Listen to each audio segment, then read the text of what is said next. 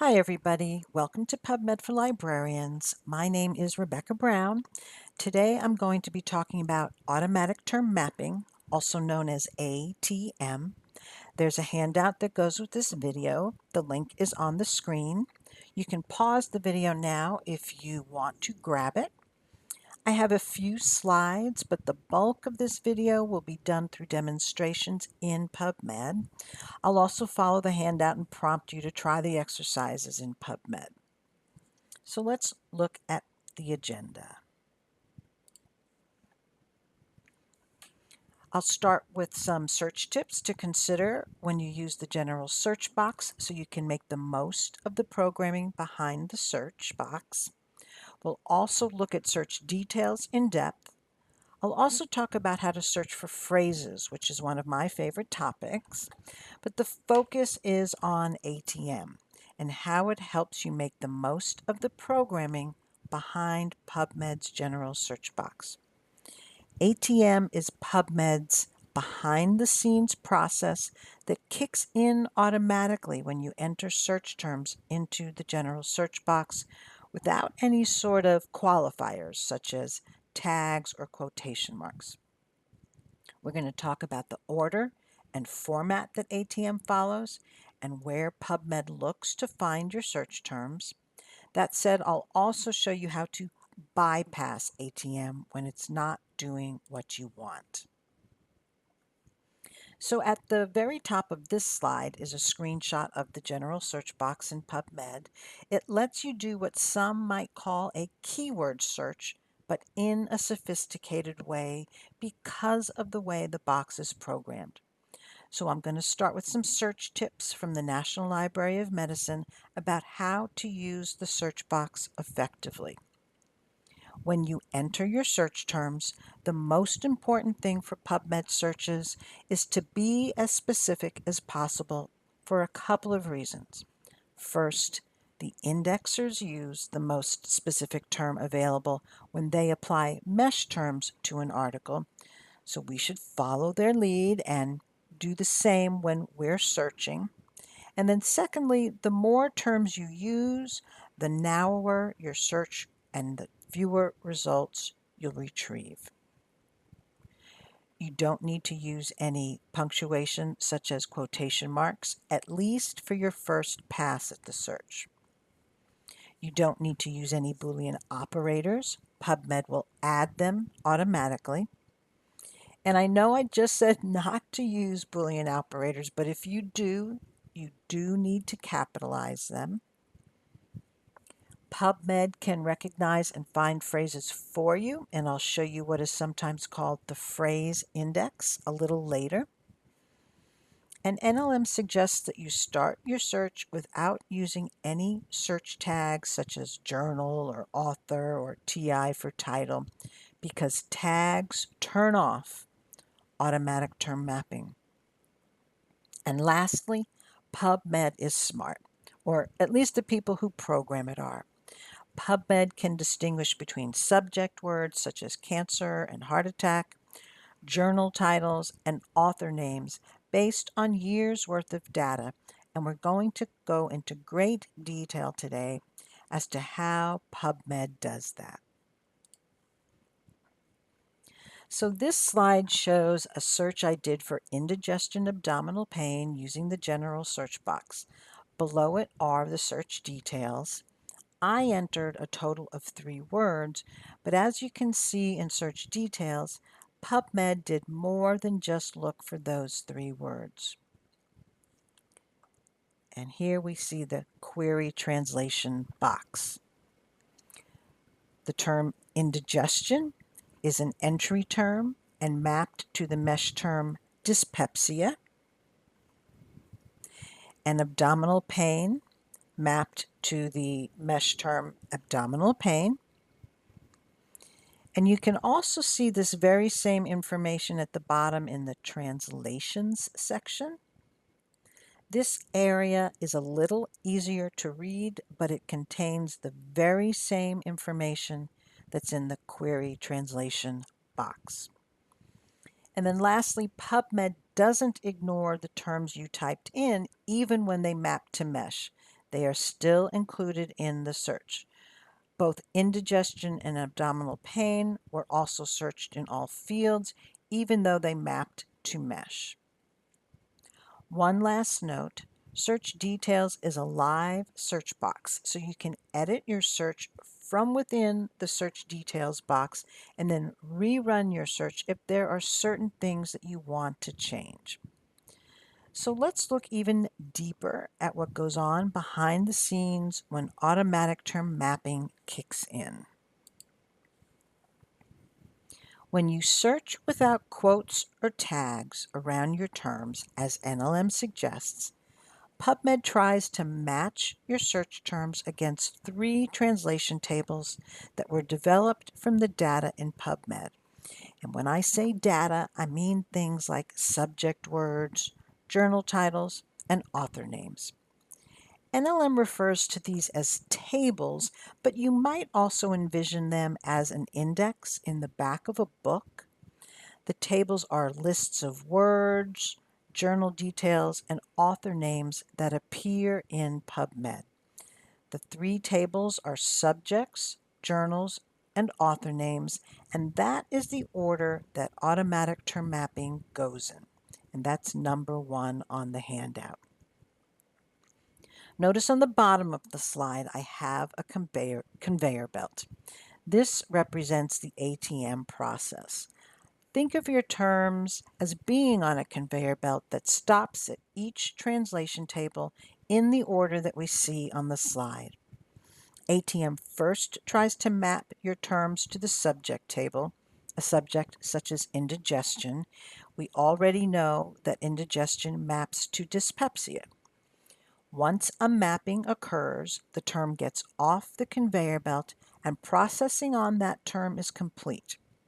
In the indigestion example, it would get off the conveyor belt because it mapped to a mesh term, and it would not move on to the next translation table, which is journals. All of the remaining terms continue on the conveyor belt to the second stop, which is the journal translation table. The journal table is a list of all PubMed journal titles, not just Medline journals. The journal table consists of the full journal title, the NLM official journal title abbreviation, sometimes called the Medline abbreviation, and you'll also find the ISSN numbers in the journal table. If a match is found for the journal title, it gets off the conveyor belt and processing on that title is complete. Whatever terms are left on the conveyor belt will now continue to the third stop, which is the author translation table. If a match is found in the author table, the author name will get off the conveyor belt. If no match is found, any remaining terms will be searched for in all fields, which includes article titles and abstracts. The definition of all fields can be found in PubMed's help. So the 3 translation tables are subjects, journals, and authors, and that is the order that ATM goes. Let's take a closer look at that first stop on the conveyor belt, the subject table. The subject table includes everything we see on the slide, and this is number 2 on the handout. PubMed will look at all these sources to try and find a match for your terms during the first stop. So we have mesh headings, mesh entry terms such as indigestion, subheadings, supplementary concepts, and those entry terms, publication types such as review articles or clinical trials, and the subject table will also look and map to the Unified Medical Language System vocabulary, also known as UMLS. UMLS is a large vocabulary system that's comprised of a number of medical vocabularies from different disciplines used for different purposes. It works behind the scenes. So, for example, the health insurance industry has their own vocabulary, and that's included in UMLS. The laboratory industry, where we send our blood for tests, they have a vocabulary, and it's included in UMLS. So sometimes your terms will map to mesh, but it may not be obvious how it mapped. Let me give you an example. Shin bone, when you search in PubMed or mesh, will map to tibia. But if you look at the mesh record for tibia, you will not see shin bone listed as an entry term. It was pulled in from UMLS. The bottom line, however, is if your term maps correctly, we really don't need to care how the mapping occurred. I am going to head into PubMed, pubmed.gov, to do some exercises if you'd like to join me there. So let's start with the subject table, and then we'll return to the other tables. Let's search for the term backache, one word. Please note that I'm using the most recent sort order. If you're using one of the other sort options, please switch so that you get the same results as I do. Okay, so let's scroll down and locate search details on the right side of the page. I'll click on See More. Notice that our search term mapped to the mesh term back pain. And just like we saw with indigestion abdominal pain, PubMed did more than just look for the one word we put in the search box. And this is by design to bring in relevant results. All right, so I have a question for you. What does not appear in the search details box? And this is number 3 on the handout.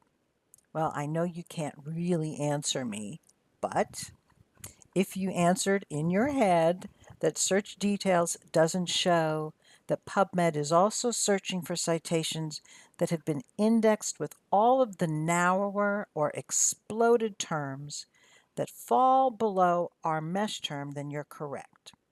Let me go to mesh and look up the term backache to double check if there are any narrower terms included in our search that are not displayed in search details. So I looked up backache, one word, in mesh. It mapped correctly to back pain. And if we scroll down to find the hierarchy, we see that there are 2 narrower terms below back pain. These will be included in your search but not displayed in search details. This means that we can expect that some of the citations in our list of results will include articles that have been indexed with the narrower terms that we see here. So if you're following along in the handout, the answer to number 3 is false. All narrower terms are not displayed in search details. All right, that was a little foray into automatic explosion, so let's get back to ATM. Remember, once a term maps to a translation table, processing on the term stops. PubMed won't look for it in any of the other translation tables, and we'll see why that's important to know in just a moment. So the terms that don't map to the subject table will continue on to the second stop, which is journals. And I'm going to go back to my slide so we can see what that table includes. PubMed's general search box and ATM are programmed to recognize full journal titles, Medline title abbreviations, and ISSN numbers. If you enter just a piece of a journal title, an unofficial piece, PubMed will not find a match. So let's give that a try. I'm going to go back to PubMed, clear my search box. Let's start by searching for the New England Journal of Medicine. And now let's scroll down to search details to see what happened. Search details shows us that the full title mapped correctly to the journal. and that will bring in all citations from this journal. But notice that ATM also searched for the journal title in all fields. That part of the search will bring in mentions of the journal title, and that is something that we can remove if you really only want the citations, which is generally what people want.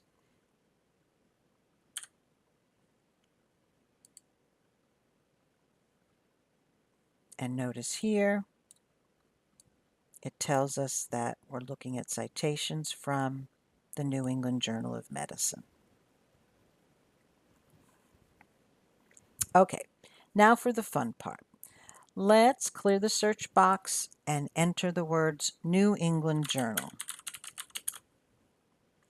And again, let's look at search details.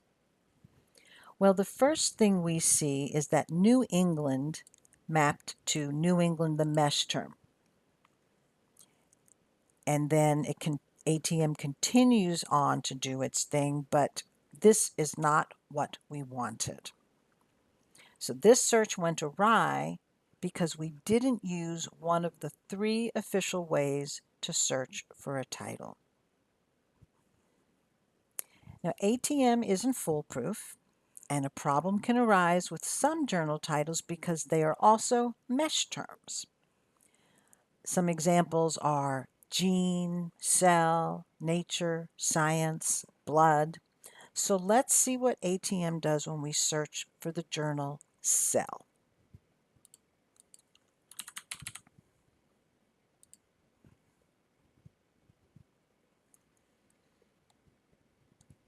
Let's look at search details. I won't make it larger, but we see cell is an entry term for cells, the mesh term. ATM goes on to do its thing, but once again, this is not what we wanted. The title didn't map as a journal because the first stop in ATM is the subject table, and since cell is a mesh term, it mapped to the subject table. After cell mapped, it got off the conveyor belt and will never map to the journal table. So how can we adjust our search to find citations from this journal? Or in other words, how can we turn off ATM for this particular term and force PubMed to look for our term as a journal title? Well, in cases like this, we're going to want to do one of a few things. We can tag the title with journal. I'll go back up here.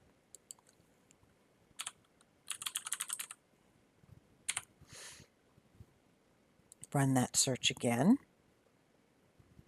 Here we see we've got about 19,000 results, and in the citations we see cell, cell, cell, cell. And in search details, it says, yes, we found a match in the journal table. We can also use the ISSN number, so let's try that. Remember that we got 19,261 results.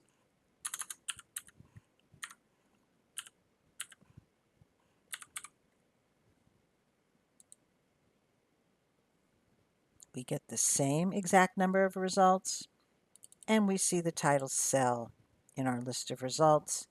And in search details, once again, we see that this mapped to the journal table. We can also go to the Advanced Search Builder by using the Advanced link below the general search box.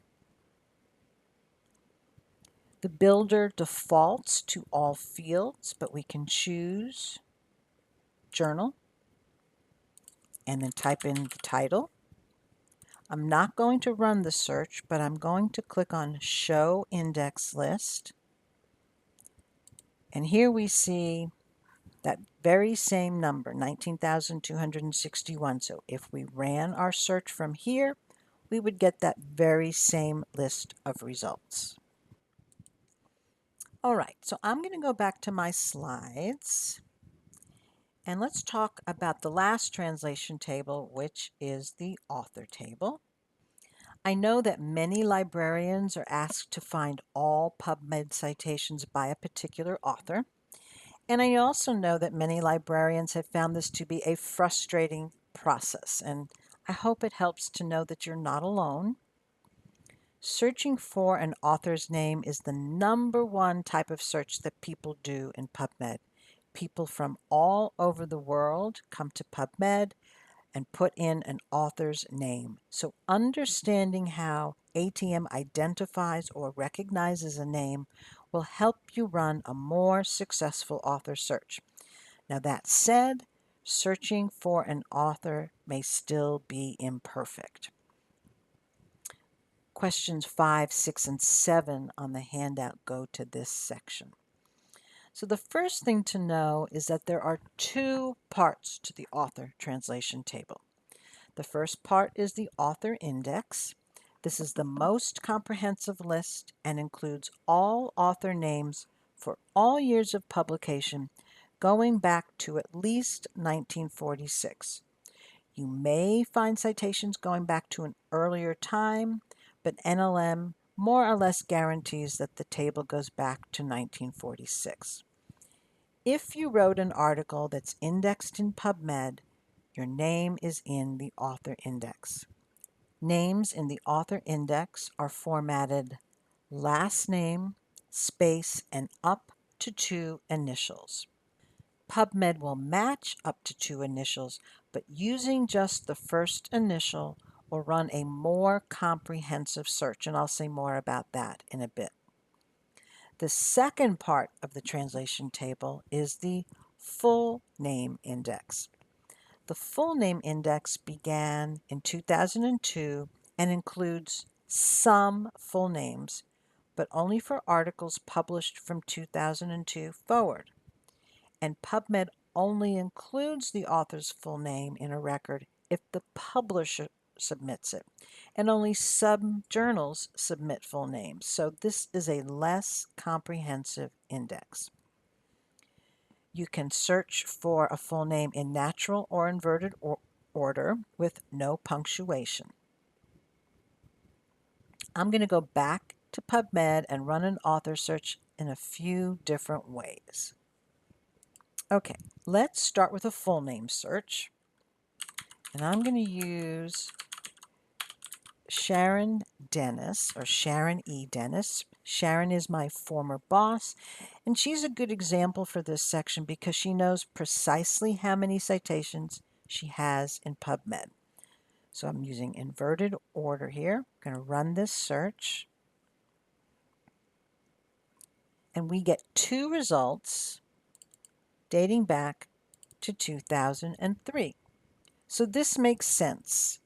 2 citations indexed with her full name, published after 2002, which is when the full author name index began. But what might we be missing in these results? Well, if you said anything published before that 2002, you are correct. And let's just look at search details. It tells us that, yep, we found her name in the full author name index. Now let's see if we can map to the author index. Let's try searching last name, space, and up to 2 initials there. This time we get 5 results.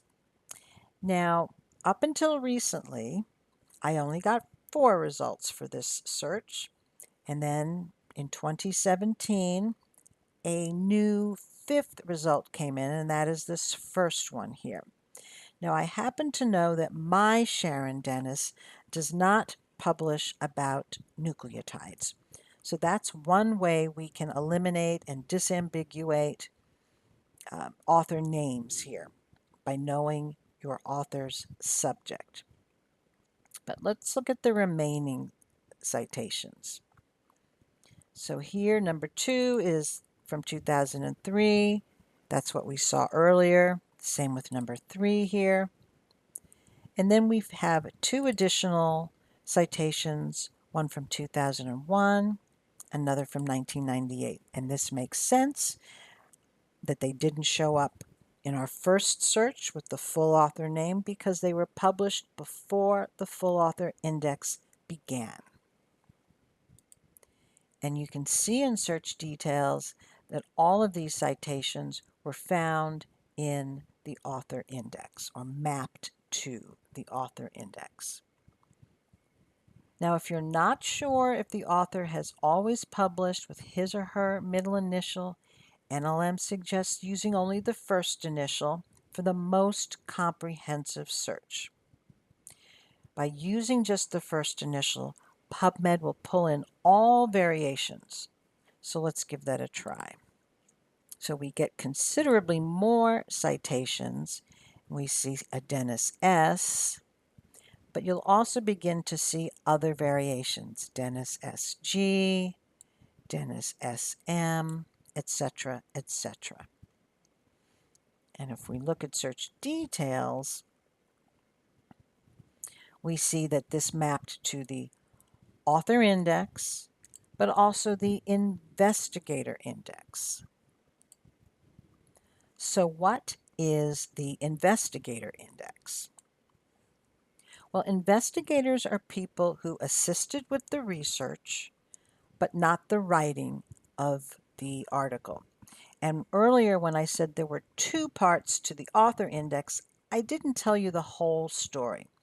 There's an investigator index and a full investigator name index that live right next to the author index. So when we do a search with a name, PubMed and ATM are going to look in the author index and the investigator index, along with the full name index and the full investigator name index. As I said earlier, you can search for a full name in natural or inverted order. It doesn't matter, usually.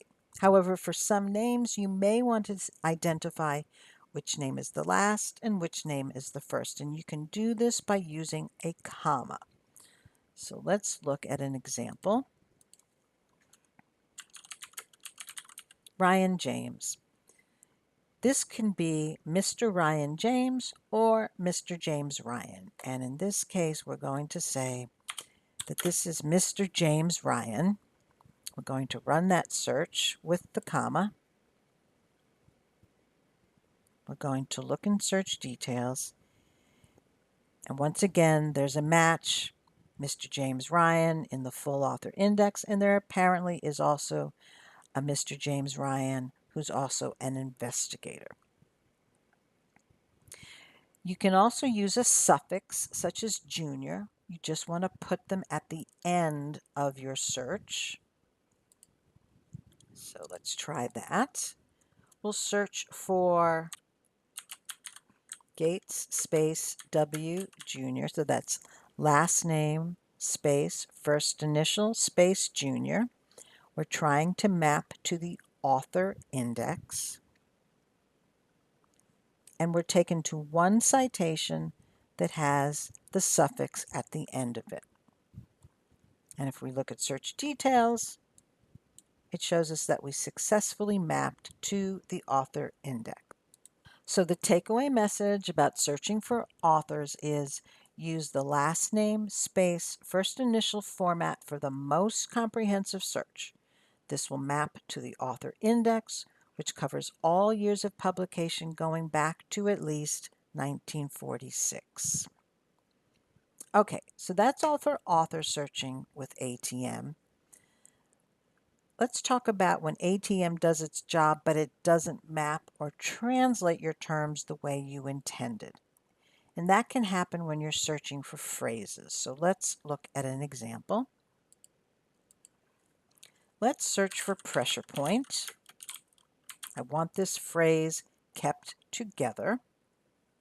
No tags, no quotes here. Just hit search.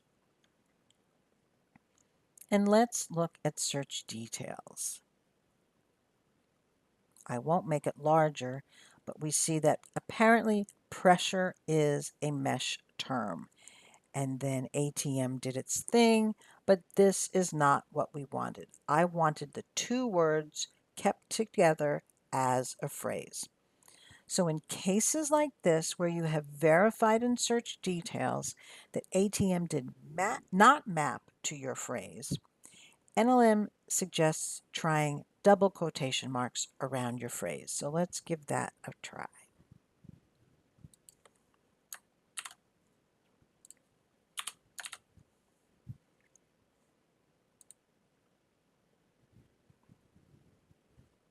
All right, so this time we get 144 results, and let's look at search details, and we see that our phrase was kept together and searched in all fields.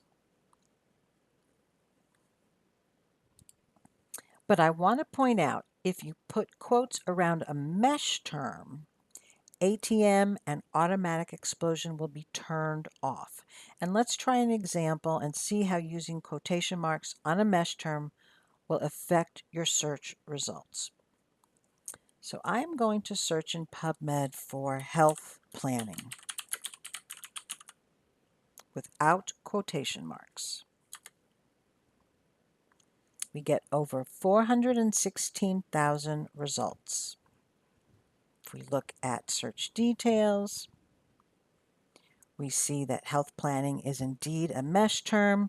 ATM did its thing, and that's great. Now let's put quotation marks around our term.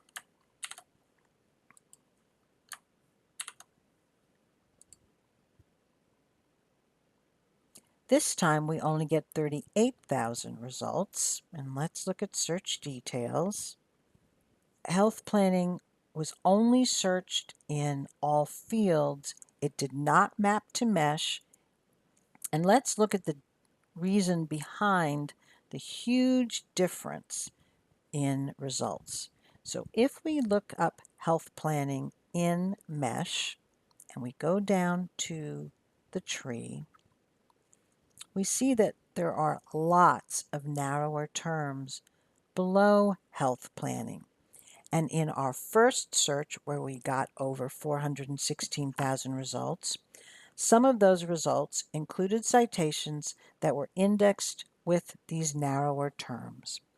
When we used quotation marks around our mesh term, it turned off automatic explosion, it turned off ATM, and so none of these terms were brought into our search.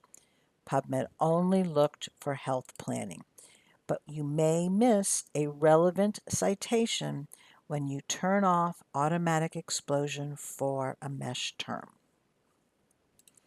Okay, so let's talk a little more about searching for phrases.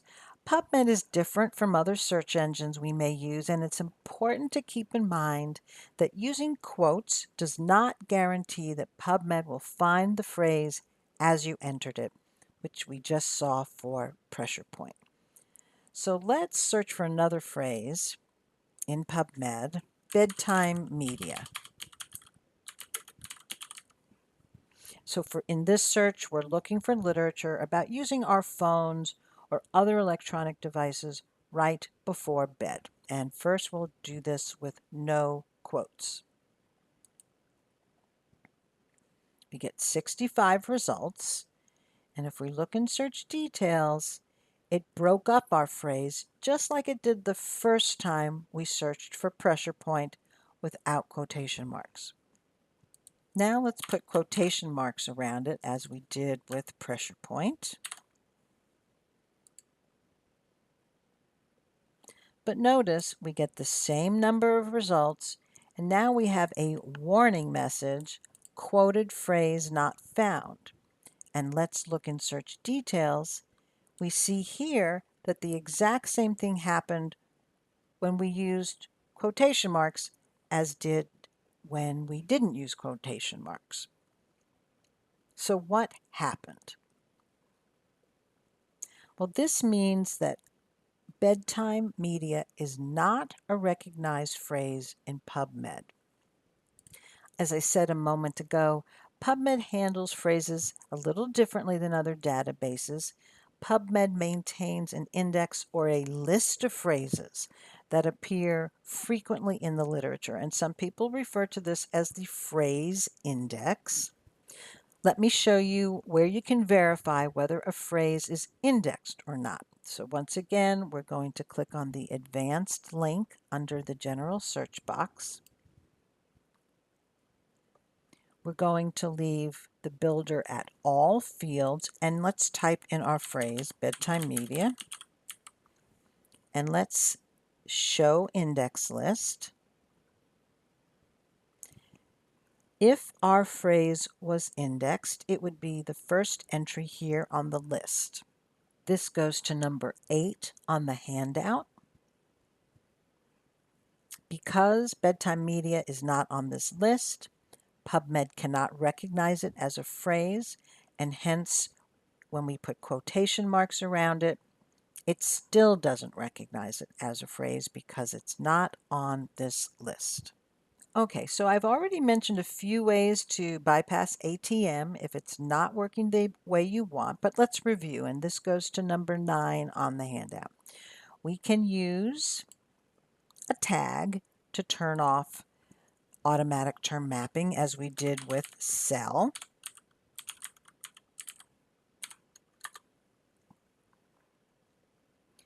We can use quotes around a phrase as we did with pressure point. That turns off automatic term mapping and returns the results we want. And we can search by field by going to the Advanced Search Builder and choosing whatever field we're interested in this case, maybe journal, and we search for cell. So that's all for automatic term mapping. If you would like MLA CE credit, please contact the National Training Office at nto@utah.edu with your completed handout, and we'll send you the link to the evaluation, and then you can go to MedLib Ed and claim your CE credit. Thanks for watching. This video was produced by the National Network of Libraries of Medicine. Select the circular channel icon to subscribe to our channel. Select a video thumbnail to watch another video from the channel.